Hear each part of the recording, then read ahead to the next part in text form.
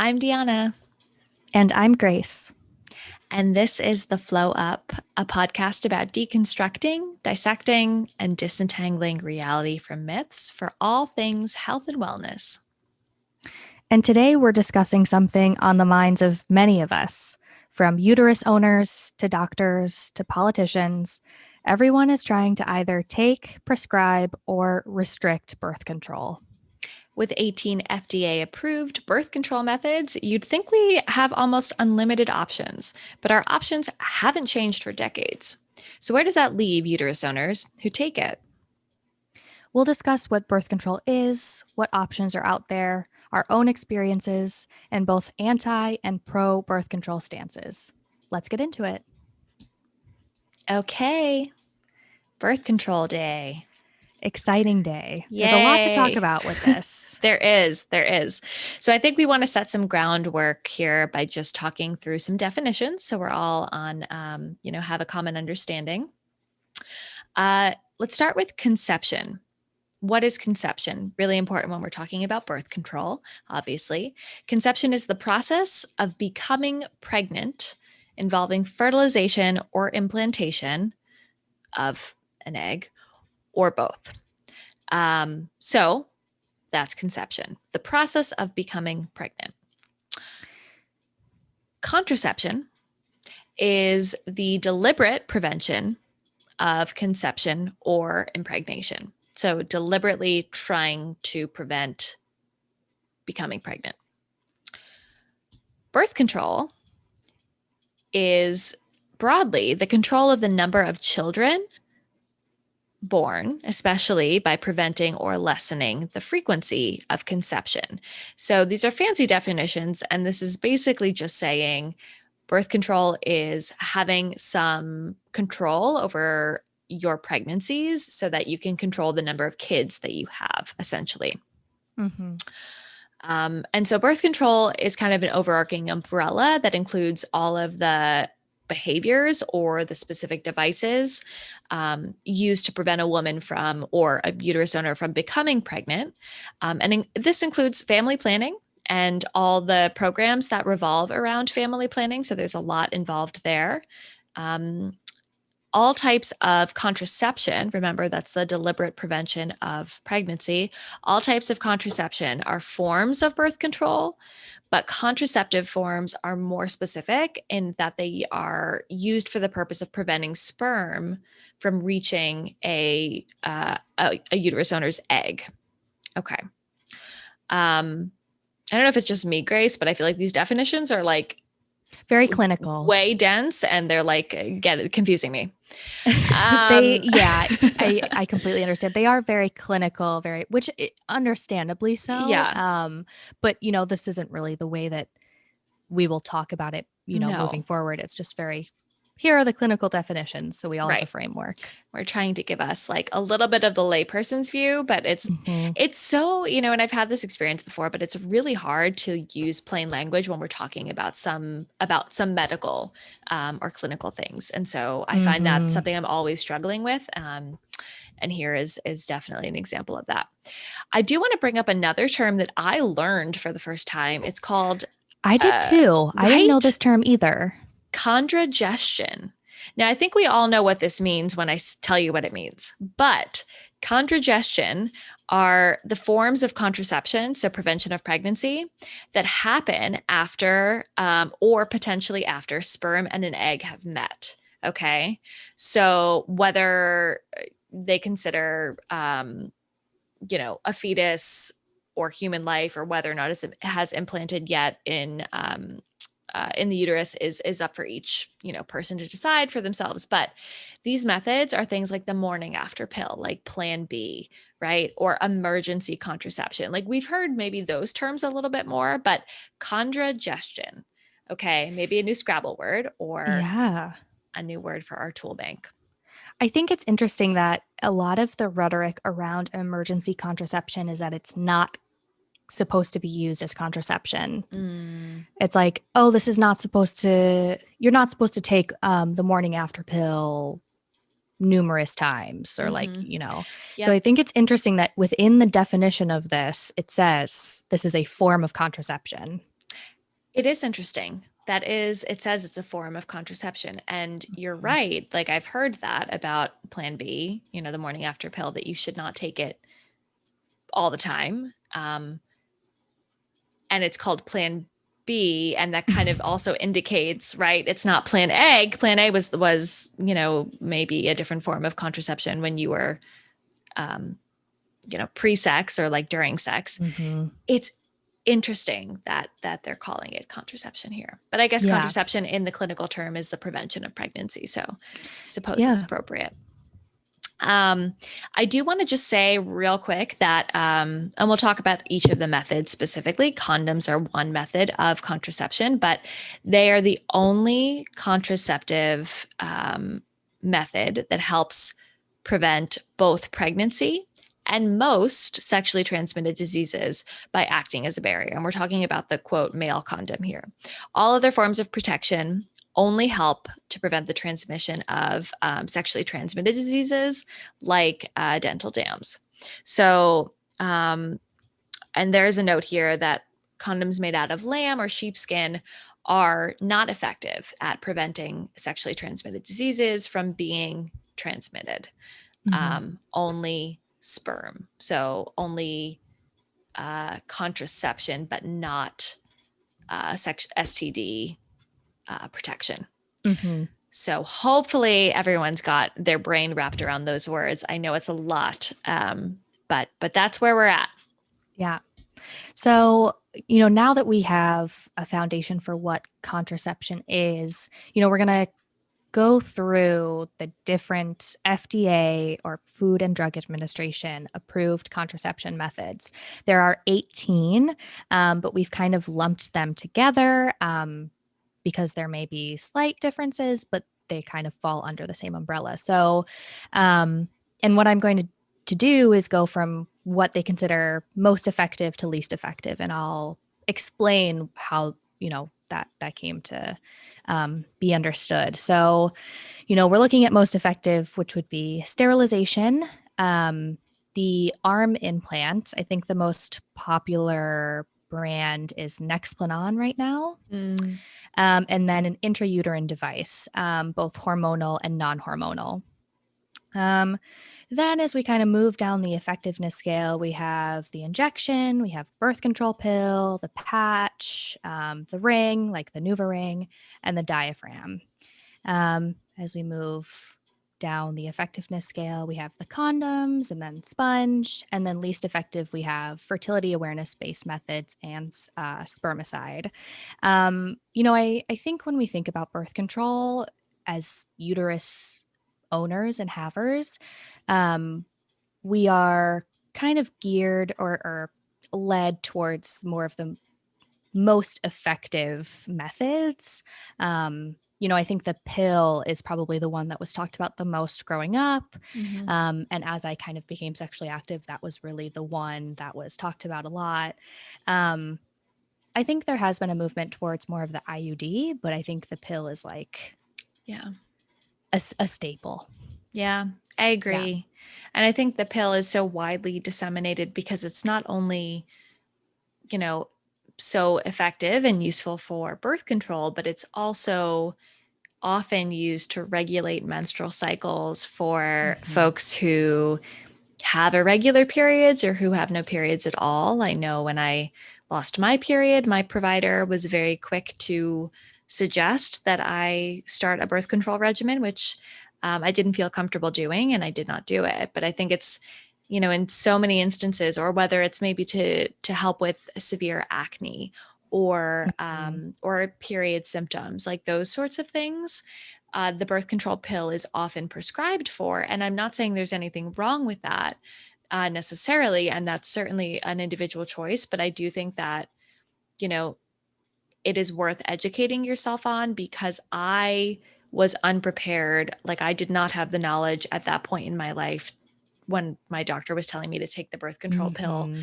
to like make a conscious decision about whether or not I wanted to do it and what the effects might be and what I may be getting myself into. And I was not sexually active at that point when I lost it. So there was no reason from that kind of angle. Mm. And I just think that there's more to the story and more to the picture, and it would be really useful for providers to for education. I'm always advocating for this, but for education to be more a part of that provider patient relationship and those conversations specifically around birth control. Yeah. No, I definitely agree. And I think really quickly, like before we dive more into it, I just want to kind of explain where the effectiveness scale kind of came from and what they were thinking, and how I think it does leave some key elements out. As you've expressed, this was based. The CDC used this kind of scale, and they basically looked at pregnancies per 100 women in 1 year. And so if we're looking at the most effective, that's less than one pregnancy per 100 women in a year. So, I mean, sterilization, implant, IUD, as they've been talked about, that makes a lot of sense, right? I have heard of people getting pregnant while on the IUD. It's not foolproof, but it's considered most effective from that standpoint. When we look at that middle effectiveness, we're looking at 6 to 12 pregnancies per 100 women in a year. That's the injection, pill, patch, ring, and diaphragm. 18 or more pregnancies per 100 women in a year. That's the condoms and sponge. And then at the bottom, which we will get into, is the fertility awareness based methods and spermicide. But I do think that what you're saying about birth control is, it's kind of, and maybe this is just my experience, but it's painted as all good. And it's like almost seen as this solution to a variety of issues, when like something with the pill is that it's not giving you your period back. It's not giving your menstrual cycle back to you. It's your body's doing it. It's doing something else to you, right? It's not like an actual period. Right. And it's like, okay, well, I'm not getting my period for a reason. Why would being on the pill make it better? Yeah, it's almost like a band-aid, like we can Exactly. trick your body into thinking it's like having a period, but the body's too smart. Like it knows it's not. And so really it's a withdrawal bleed. So it's just a regulated release of the blood and the whatnot that's in your that's part of your reproductive system. And so I think that, you know, people also have really inconsistent bleeds when they're on birth control. They can, like, it's not all, like it's not all like a heavy period or like a very real flow period. Like I know friends who like barely spot when they're like kind of technically on their withdrawal period, withdrawal bleed. And so I think it can offer this sense of false hope and false like Yeah.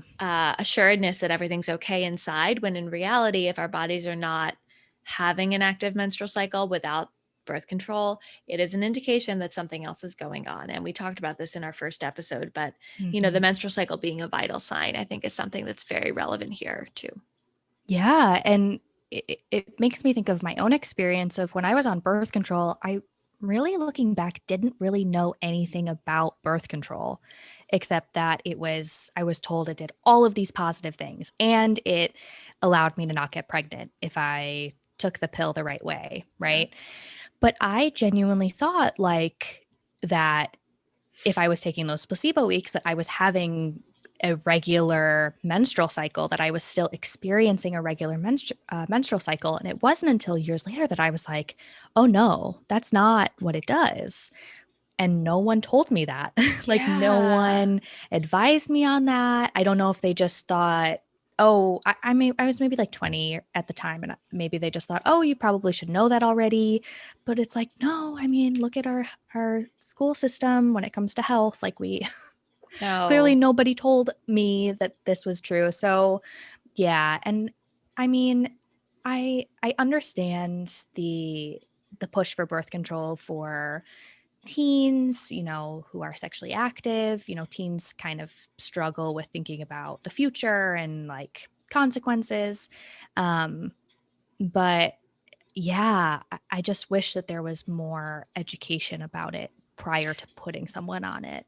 Yeah. Yeah. And I think it also, it's an access thing, right? So like health insurance, for the most part, like most plans have decent birth control coverage, contraceptive coverage. There are some insurance plans. I mean, I have a friend who works for a Jesuit university, and she, as part of her health insurance through work, birth control is not covered. And so it depends, right? And so we're all in different situations. And I think even if if you don't have insurance, that can affect it. I mean, Planned Parenthood is, I think, tried to do a lot of good work in the realm of access, and some other organizations as well, making things really affordable or free. Um, but it's, getting your hands on it and getting it consistently, because for birth control, I mean, you got to take that every single freaking day. Like that pill needs to be taken every day, which is why some of these other options might be helpful and useful for people, but they also involve interaction with a medical provider, right? Getting an IUD inserted and Yeah. removed, or I mean, sterilization, if we're going that far. Like Mm-hmm. obviously that's a procedure. Anything that's an implant or or just having questions about, hey, I put my Nuva ring in and it doesn't quite feel right, and I'm not really sure what to Yeah. do. And you know, it's not like, I'd say condoms are probably the most widely available and most like autonomous option, perhaps, that we could choose one of the most. And even Oh, those, like, well, it's funny you mention a Jesuit school because those were not made available to us. you went to, I went to a Jesuit oh, university, Loyola University in yes, Chicago. you did. I have no worries saying who it was, which school Oh it my was. God. Um, yeah, they That's so true. no birth control on campus, no condoms while I was there. Um, and funny enough, there was a Planned Parenthood down the street from campus. So obviously you could go there for your birth control. I found out a few years ago that Loyola bought that kind of business park. And so Planned Parenthood had to move. So they moved maybe like a mile down the street. Oh my God. So it's not walkable for students anymore. Oh my God. Um, After I left a student organization that is still around, I will have to share them as a resource in our episode description. They fought hard to Mm-hmm. make sure condoms were available on campus through no help of the university. So Wow. you would think that those would be available to college students, but they are not. But I would Wow. say, considering other birth control methods do require at least a prescription, condoms are, Right. relatively speaking, Right. the easiest to access. I'm so glad you pointed that out, right? Because I went to a small liberal arts school in upstate New York where Mm-hmm. it was all about sex positivity. We had sex fairs, like there were condoms literally everywhere. What's a sex fair? So I remember, so in our campus center, there were a bunch of like booths. This is Bard College, by the way. I love that place. I'm a diehard alum. But anyway, so we had a bunch of booths set up at the campus center, and there were a ton of people. There were some like pleasure oriented groups who came and like presented. There were tables of like vibrators and tables of like lube, and then there was like a masseuse. Like it was definitely like for students, and it always was good here, but it was just also about like getting in touch with your own like other forms of like self-care, as well, and sex was part of that, right? And so they made it very clear that like masturbation is a part of that, like sex with partners, whatever, is a part of that. Like there are all of these resources. And we talked, and then there was, of course, some like, how to be safe when it comes to partners, how to talk to your partner or partners, how to, if you have concerns or questions, or you want to be in an open relationship, or like all of these things were part of it. So there were different events every day. It was a full weekend. I remember that. And then you could go to all of these booths at various times when they were open, and like grab stuff, or like, I mean, it was all free, just take it or sign up for a consultation, or like with like the health care, the health system that was on campus. So it was very inclusive. And I think I got really lucky in that education helped me to be more comfortable with those sorts of conversations, and understood that this was just a normal part of life, and that Yeah. coming from a big public high school where like that was really hush hush, like no one talked about it. Yeah, it was beautiful. So I wish that all colleges could have that experience, but I was very lucky. That sounds like an alternate universe Yeah. to the school I went to. Yeah. Like, wow. We had the vagina monologues when I was there, and that was about the extent of it. Big. Yeah. That's so Wow. funny. Yeah, I was super lucky. And I mean, I think going to school of public health, right, for our masters, Hmm. there were, um, there were condoms Hmm. available throughout, right? And then there was also, um, I know there was a big push for like menstrual products also to be free Yeah. and Hmm. available. Hmm. And that was like sort of inconsistent. And I really feel like Yes. that's a big, big push that, and getting into a whole different topic, but like that's something that, both of those things should be made widely available without having to pay for them. Like, I think there was firm also a believer. push to get emergency contraception on campus. I think Oh, while we were there. we did have those vending machines. Do you remember that? Yeah. Yes, yes. And it was talked about in the class that we shared, Yep. but I don't know what happened with that. I have no clue. And But now, like, hopefully they did it. hopefully it like picks up after, the pandemic, like Oh, Zoom yeah. time, because that could have put a damper in it. But we'll Yep. check back in on that, and Yep. update folks. But I guess this is kind of a nice segue into, what birth control methods have you tried? Yeah. So I'm pretty easy because I've only ever used condoms, and they were male condoms, right? So I didn't like really use them myself. Or I should say, penis condoms. And so, um, I I mean, I mentioned that I didn't want to take the birth control that my doctor prescribed me. And I like went so far as filling the prescription and then like not taking it, like taking it home and then like never opening the bottle. And how old were you at this time? Oof, I was probably like 16 or so, Okay, 16 maybe. And so at that point I wasn't sexually active. sure. And so yeah, so I did not take them. So I've only ever experienced condoms, used condoms. I have taken Plan B, the morning after pill. Um I think 2 times. I think only a total of 2 times. And I don't honestly remember much about my, like, if I had any symptoms after or felt any sort of way. I don't particularly. I think I was at that point, I was more stressed about my parents finding out. And so that was like Mm. the whole thing. I remember it was a snowstorm and I was like, I need to take the car to go Oh to no, CVS. And they were like, you're not taking the car. And I was like, I need to go. And I you don't don't remember, understand. like, I don't know how we got out of the house. My sister came with me because she knew. And it was just, Oh my yeah, God. God, the stress of that, y'all. Like, And they're like, no, why do you need to go to CVS? You're like, I just need something I just that I have to can't have go. here. Yeah, yeah, you don't understand.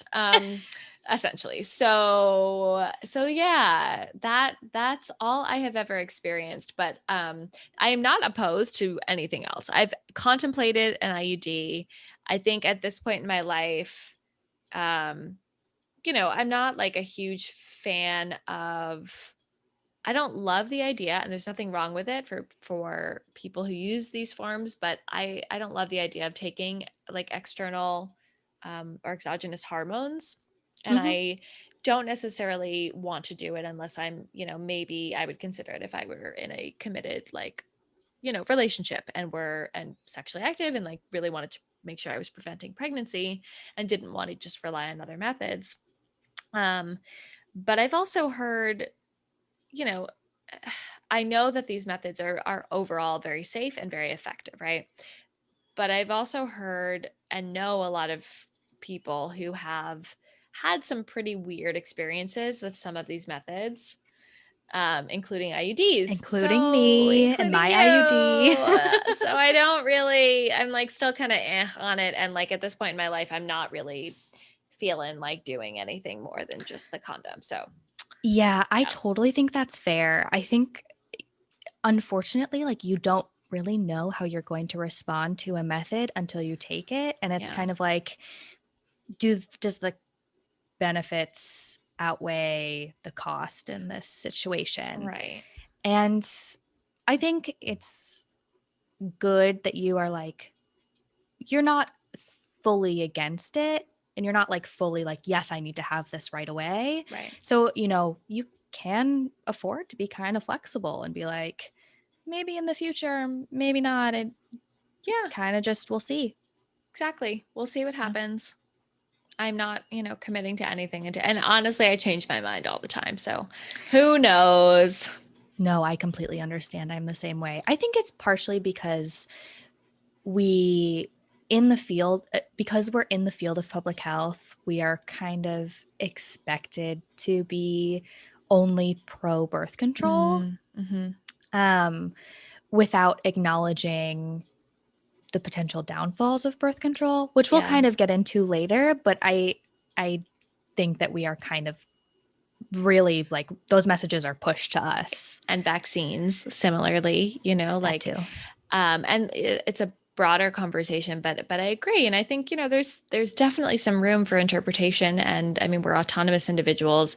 There's no black and white issue here. All issues, if anything, we learned in, our public health education that things are never as they seem. There's never just two sides of the coin. Like there's always a lot more nuance, a lot of gray area. Like we need to be very aware of like, these other issues going on. So yeah.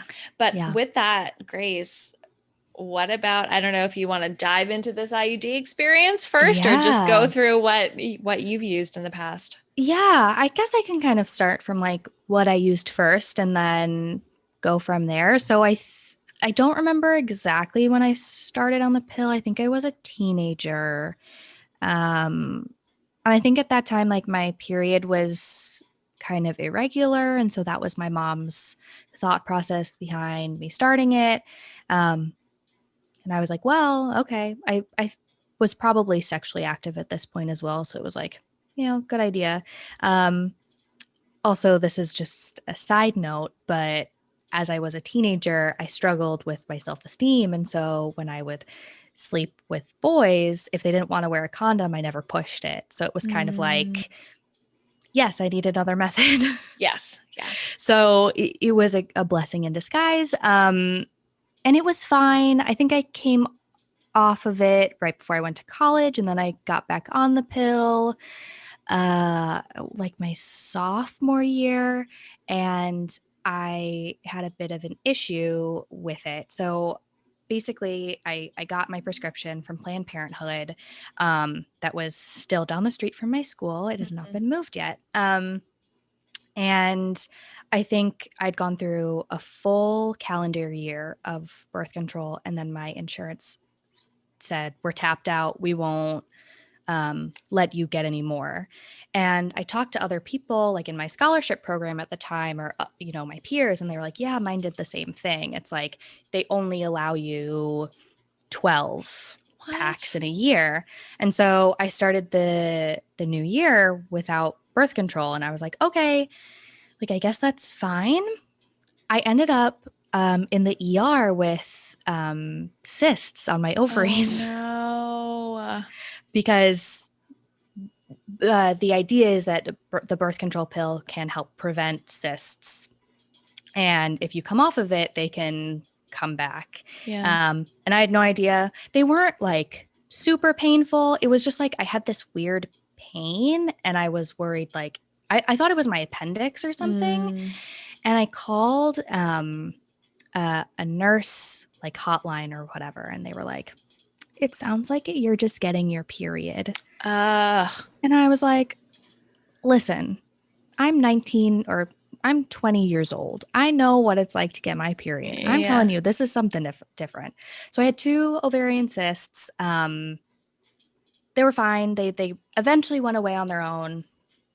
And then from there, a couple years later, I got this was maybe like 2013, 2014 when that happened. In 2016, I got my IUD. I got a Mirena. So it was a hormonal one, 5-year. I think they actually just extended it to like 7 years or something. But Oh, wow. when I had it, it was like promoted as 5 years. Miserable. I mean, that's really the way I can describe it. I was miserable from the beginning. I felt like I was getting a lot of pro IUD messages. So it was like, this is perfect. It's better than the pill. You don't have to worry about your insurance. And I was like, oh, that's perfect, because I had that happen. Like, I was fine with like taking something every day. That wasn't an issue. But I was like, okay, with an IUD, there's no real room for human error. So let's just do it. The insertion was brutal. Like I remember laying there and I was like, she inserted it and she was like, I'm gonna leave you alone for a little bit. And I was like, yeah, because I think I'm gonna throw up. Oh no. So I felt so shitty. I then like for a few days after was still really crampy, and like there's no other way to describe it except it felt like there was something in me, like this new I could kind of feel its presence in a way, and it made me more aware of my body's of my uterus in a way that I never had been before, because there had never been anything inside my uterus. So, that kind of kicked it off, and then I would have irregular bleeding. So basically what the OBGYN told me is, sure, IUDs are promoted as like, you won't get your period for 5 years. They said they can't really confirm that because every person is different. So I would have spotting like maybe every 4 to 6 weeks. Okay. But it was very sporadic. So like I never really knew when it was coming. I couldn't really track it. And my body just hated it. Like I was at the OBGYN's office maybe once every 1 to 2 months with an infection. Oh no. Yeah. So I basically had what I like to refer to as the holy trinity of vaginal infection. So it would usually start with bacterial vaginosis or a urinary tract infection, and then a yeast infection would come after that. And it was kind of just like I would just circle around until I hit really all 3. And it would be triggered by anything like having sex, using a different kind of soap. My body was way more sensitive than it had ever been. So it was like, they'd ask me like, oh, did you put your leggings on when they were still kind of damp from the dryer? And I was like, yeah. And they were like, yeah, that can cause that. I was like, what? Very, very sensitive. I was miserable. I didn't want to have sex. Like I was in a committed relationship, and I was like, just sex was kind of like, it gave me a lot of anxiety, because I was like, okay, well, if I do this, then I'm going to get an infection. I got to take antibiotics. Then I'm going to get an infection after taking that antibiotic. Like, just a spiral. And so I had my IUD for 2 out of the 5 years. Okay. I got it removed in February of 2019. So I lasted, a little while. Yeah. Not a full 3 years. It was like, just heard a huge explosion outside. Sorry. Grace is like, what? And my face was just like, sorry. What? Okay. I will say though, a bridge just collapsed in DC. So like, I completely understand your potential concern of loud noises. Y'all, that was really loud. I'm just saying. Okay. Anyway. Well, that was how my uterus felt. It was a big explosion. But no, I didn't last very long. I didn't do the full 5 years, because I think the reason that I kept it for as long as I did is because I really wanted it to work for me, because I knew people that like I still know people to this day that love their IUD, and I'm like, more power to you. Like, I'm happy that you found a method that works for you.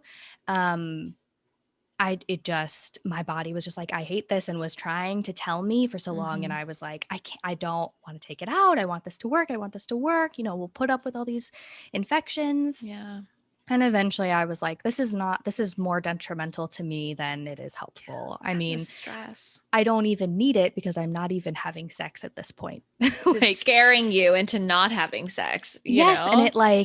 it didn't it made my acne worse. It like, you know, all of these symptoms that are your birth control is supposed to help with, it did not. So I had that removed Mhm. in February of 2019, and then from there until November 2020, I was on birth control pills. Mhm. Um, the pill worked pretty well for a while until I got to like summer of 2020, I'd Mhm. say, and I started having abnormal uterine bleeding.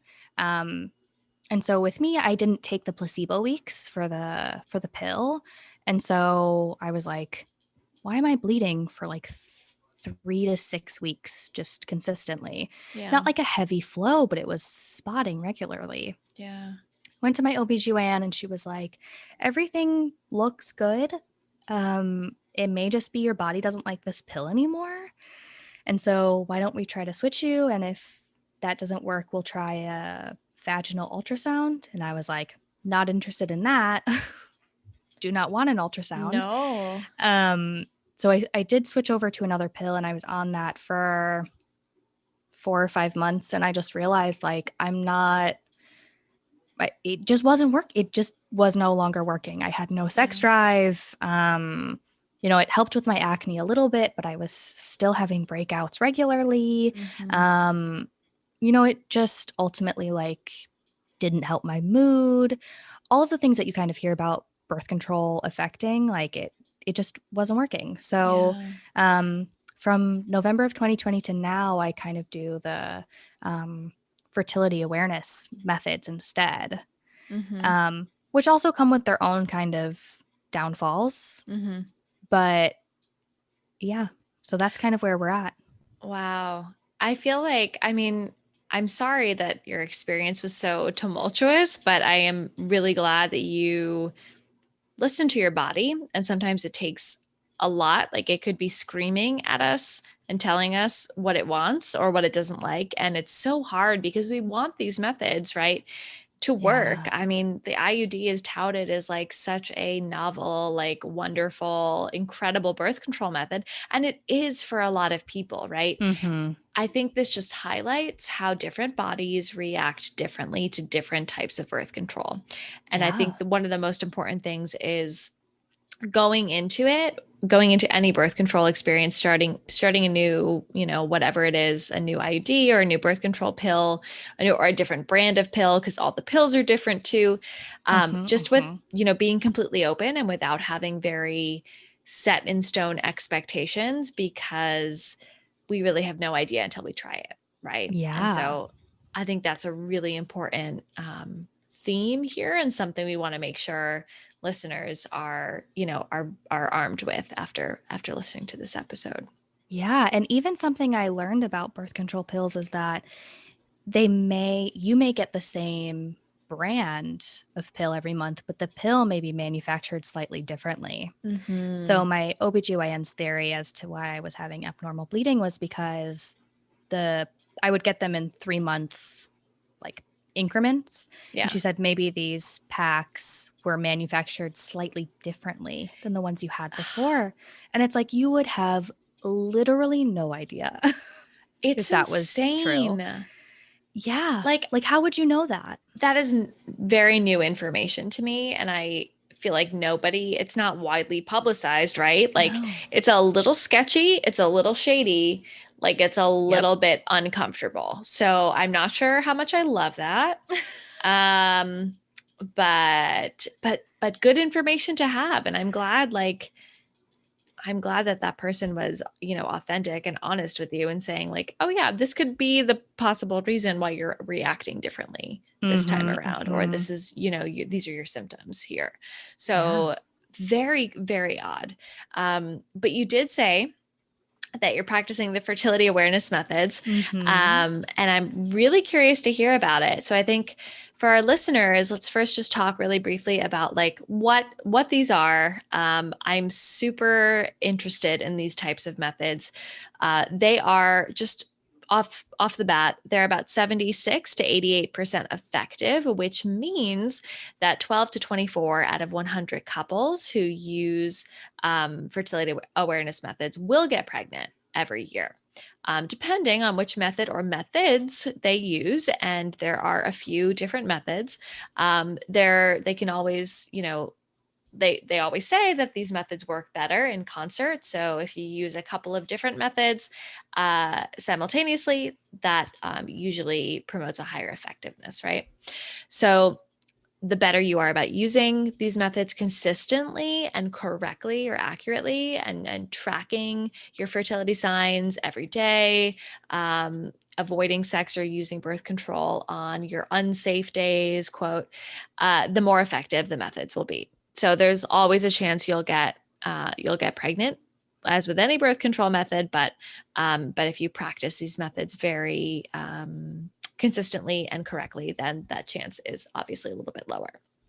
But okay, fertility awareness methods. These methods help us like track our menstrual cycle so that we know when we're going to ovulate. Basically, it's a way to predict ovulation. So this is when our ovaries release an egg, and it typically happens each month or each 28 days.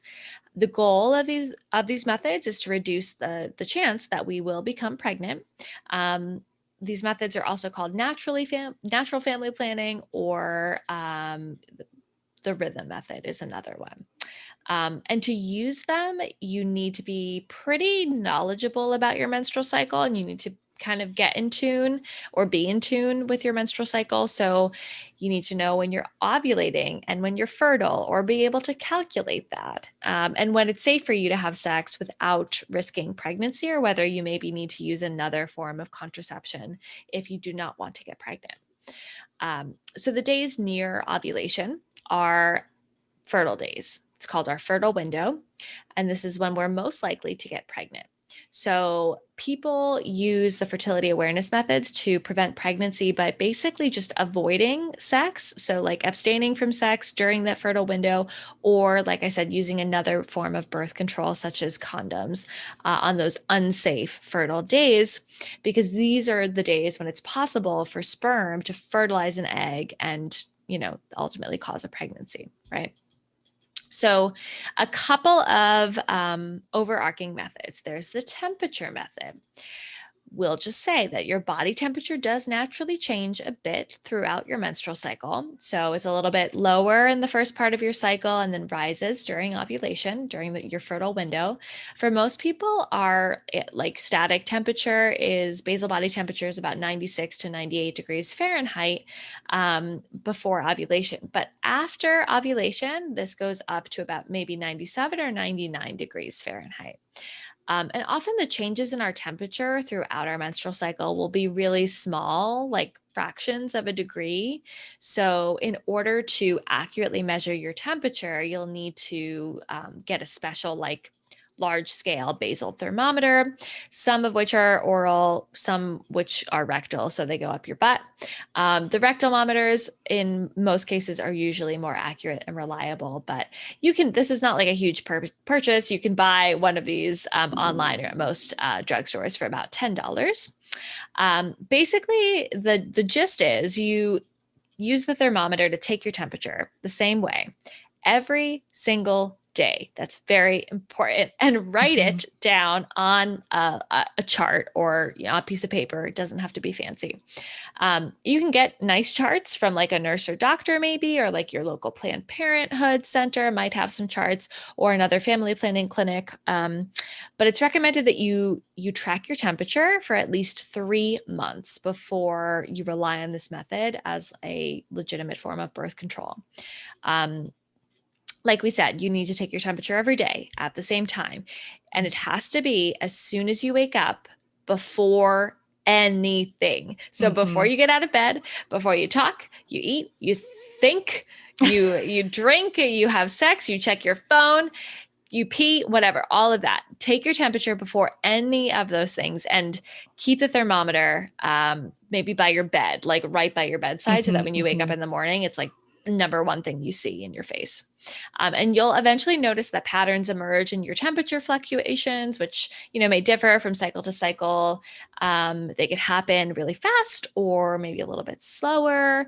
But other things do affect your temperature. So, like your emotional state, for example, whether you're stressed or nervous or angry, upset, whether you're getting enough sleep or whether you're smoking, maybe you're drinking alcohol, too super tired, whether you're sick, right? Like external things like using an electric blanket or like a hot compress or something, all of those can affect your temperature. So when you're tracking your temperature, it's fine that these other things are going to happen, right? But just make a note of them because on your chart, because you'll get a better sense of what other things may be affecting your temperature fluctuations besides just your menstrual cycle.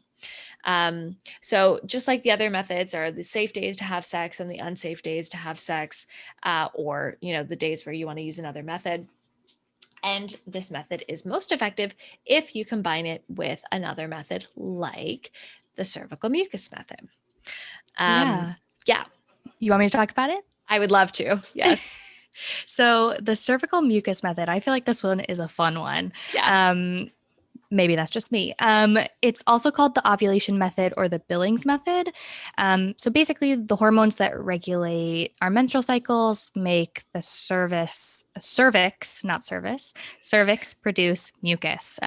This is the kind of sticky, gooey stuff on your cervix that comes out of your vagina in the form of discharge.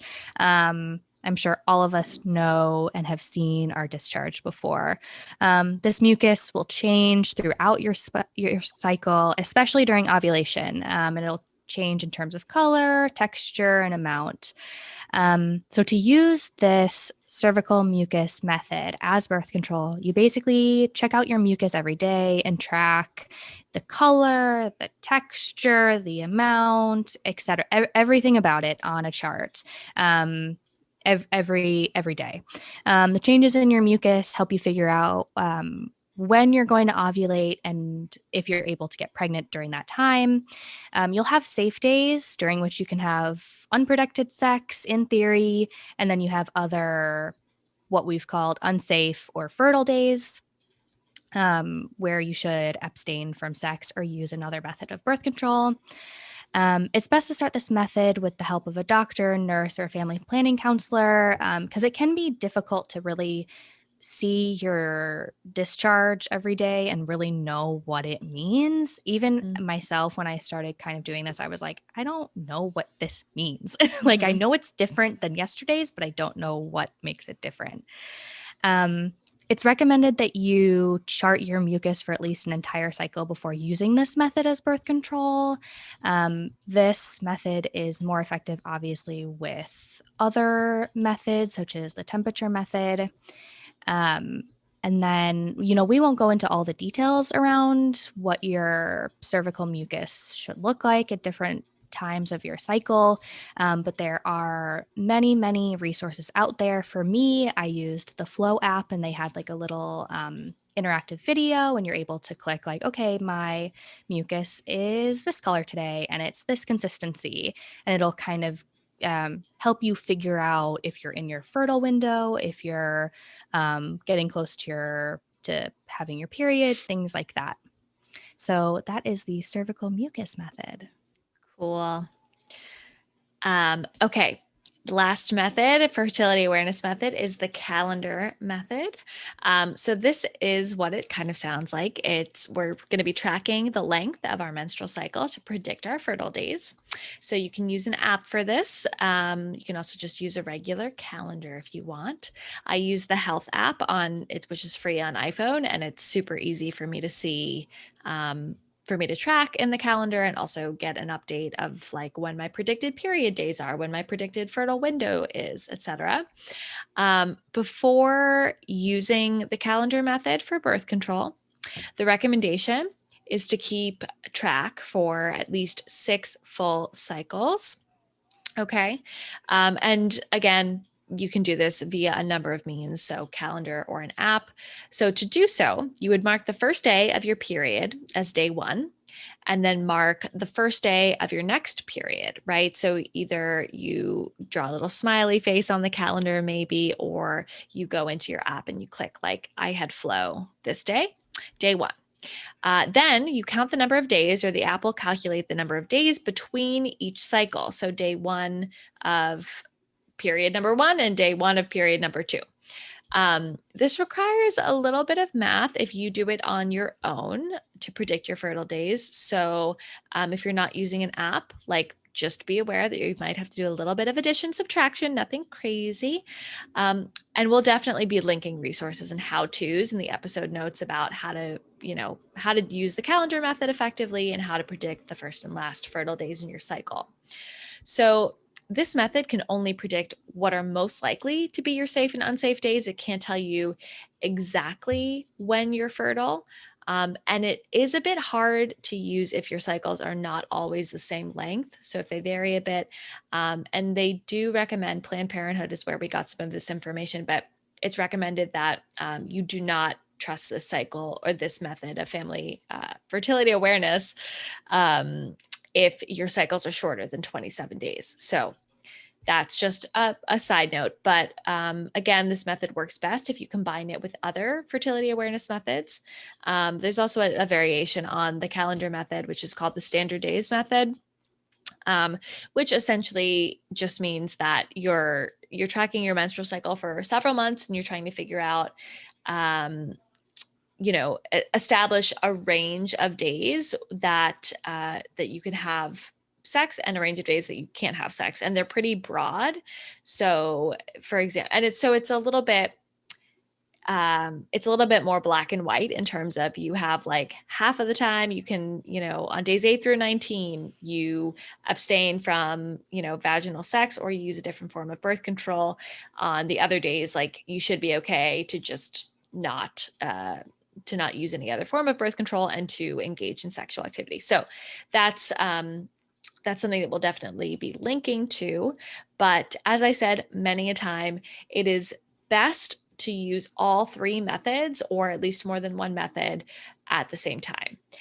If you do use all 3 methods together, calendar, temperature, and cervical mucus method, you'll be using the symptodermal method, which I like the name of. So I had to tell you all of that.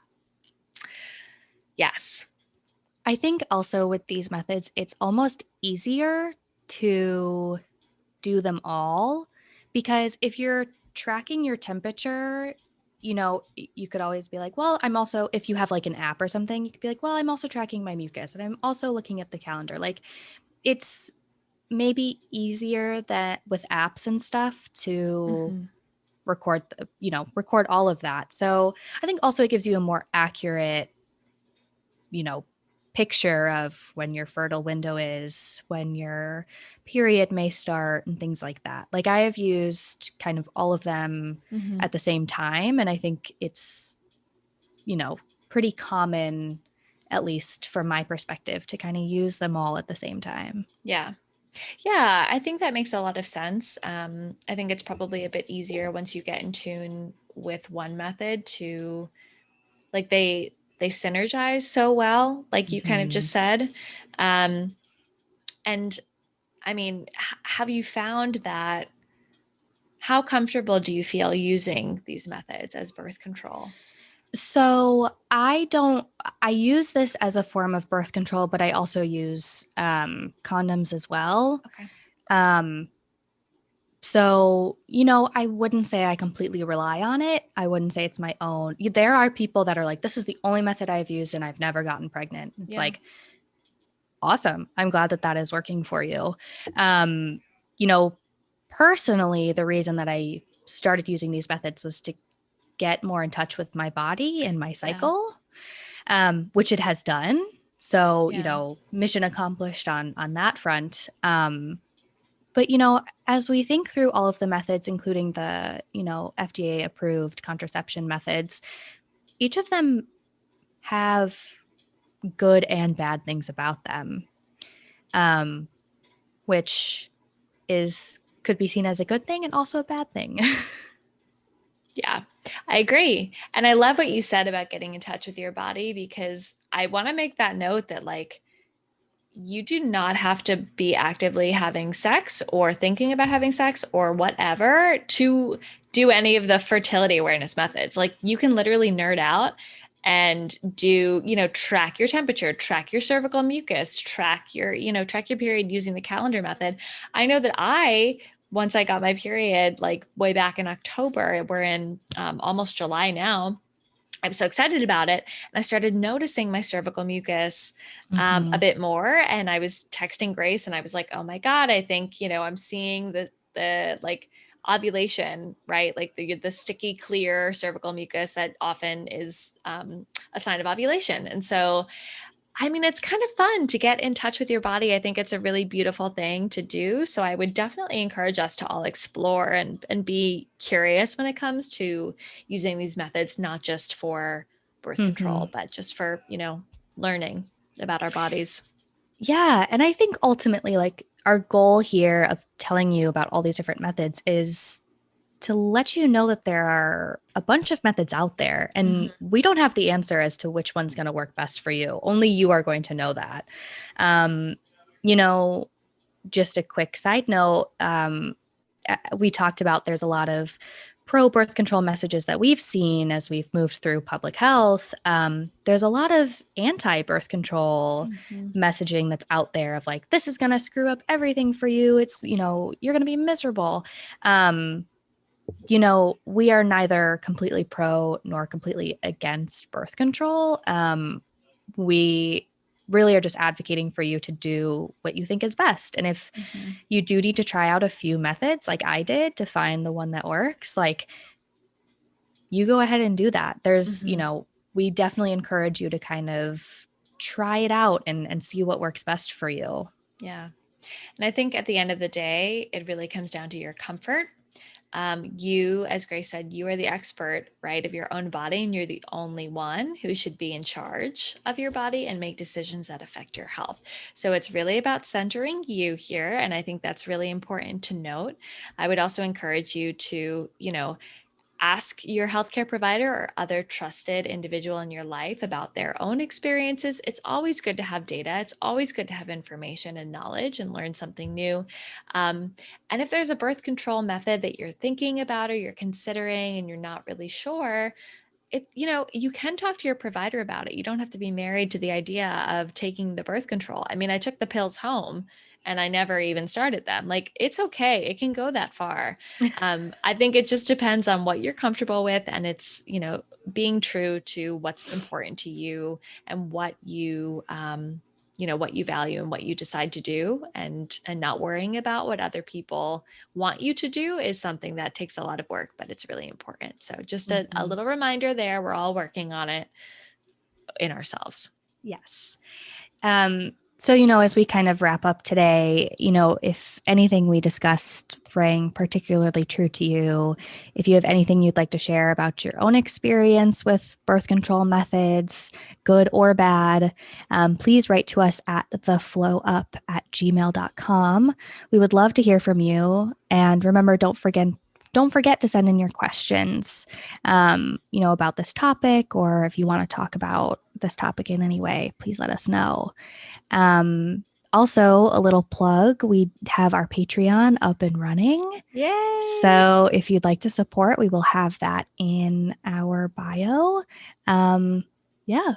Yeah. And please do not forget to follow us on Spotify or wherever you get your podcasts. You can follow us on Instagram at the Flow Up Podcast, on Twitter at Flow Up Podcast. And like Grace said, our Patreon is kicked off. So we are so excited. Thank you so much for joining us today and listening. I know we could have gone in a ton of different directions, but more to come on all of these topics. So stay tuned for that. Bye.